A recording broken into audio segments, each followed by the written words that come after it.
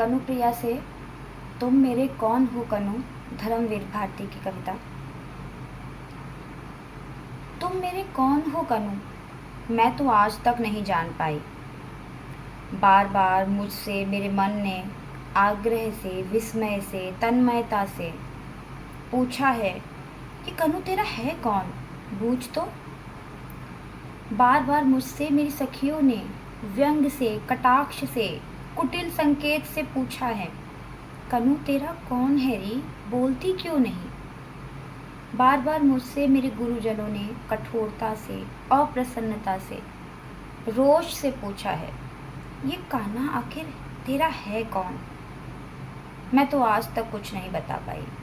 तुम मेरे सचमुच कौन हो कनु। अक्सर जब तुमने माला गूंथने के लिए कटीले झाड़ों में चढ़ चढ़कर मेरे लिए श्वेत रत्नारे करौंदे तोड़कर मेरे आंचल में डाल दिए हैं, तो मैं अत्यंत सहज प्रीति से गर्दन झटका कर वीणी झुलाते हुए कहा है, कनु ही मेरा एकमात्र अंतरंग सखा है। अक्सर जब तुमने दावाग्नि में सुलगती डालियों, टूटते वृक्षों, हरहराती हुई लपटों और घुटते हुए धुएं के बीच निरुपाय, असहाय, बावली सी भटकती हुई मुझे साहसपूर्वक अपने दोनों हाथों में फूल सी थाली सी सहेज कर उठा लिया और लपटें चीर कर बाहर ले आए, तो मैंने आदर, आभार और प्रगाढ़ स्नेह से भरे भरे स्वर में कहा है, कान्हा मेरा एक रक्षक है, मेरा बंधु है, सहोदर है।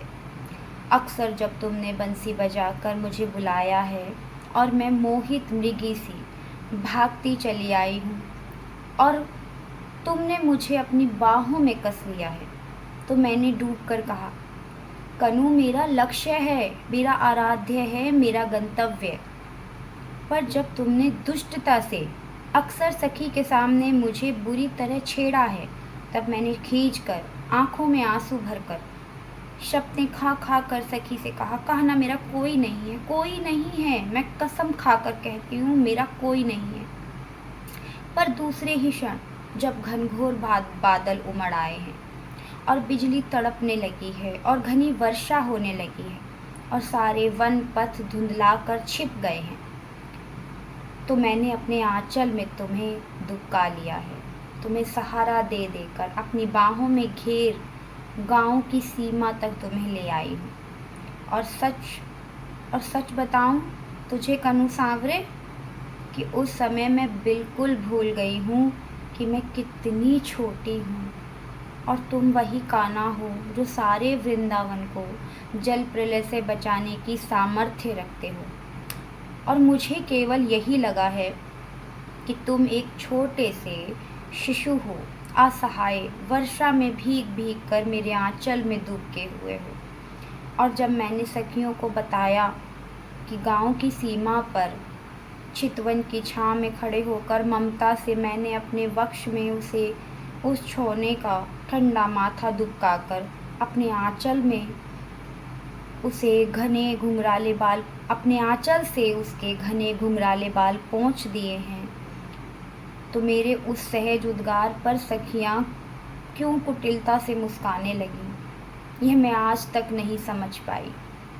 लेकिन जब तुम्ही ने बंधु तेज से प्रदीप्त होकर इंद्र को ललकारा है, कलियों की खोज में विशैली यमुना को मथ डाला है, कालिए की खोज में विशैली यमुना को मत डाला है, तो मुझे अकस्मात लगा कि मेरे अंग अंग से ज्योति फूट पड़ी है। तुम्हारी शक्ति तो मैं ही हूँ, तुम्हारा संबल, तुम्हारी योग माया, इस निखिल पारावार से परिव्याप्त हूँ, विराट, सीमाहीन, अदम्य, दुर्दांत।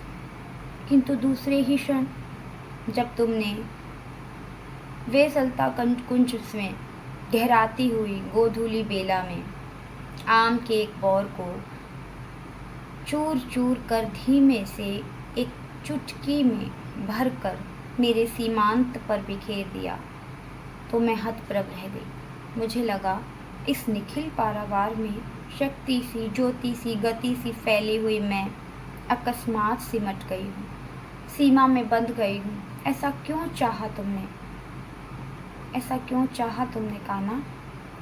पर जब मुझे चेत हुआ तो मैंने पाया कि हाय सीमा कैसी, मैं तो वह हूँ जिसे दिग्वधु कहते हैं।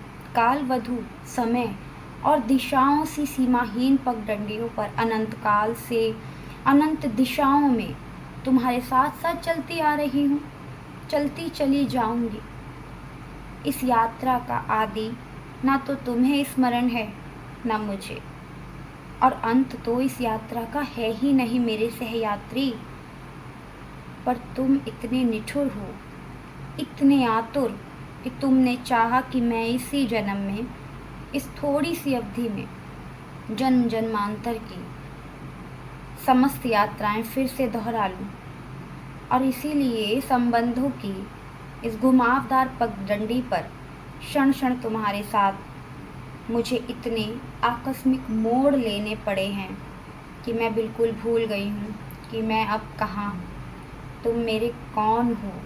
और इस निराधार भूमि पर चारों ओर से पूछे जाते हुए प्रश्नों की बौछार से घबराकर मैंने बार बार तुम्हें शब्दों के फूल पाश में जकड़ना चाहा है। सखा, बंधु, आराध्य, शिशु, दिव्य, सहचर, और अपने को नई नई व्याख्याएं देनी चाहिए हैं। सखी, साधिका, बांधवी, और मैं बार बार नए नए रूपों में उमड़ उमड़ कर तुम्हारे तट तक आई, और तुमने हर बार अथाह समुद्र की भांति मुझे धारण कर लिया, विलीन कर लिया। फिर भी अकूल बने रहे मेरे सांवले समुद्र। तुम आखिर हो कौन मेरे, मैं इसे कभी माप क्यों नहीं पाती। धन्यवाद।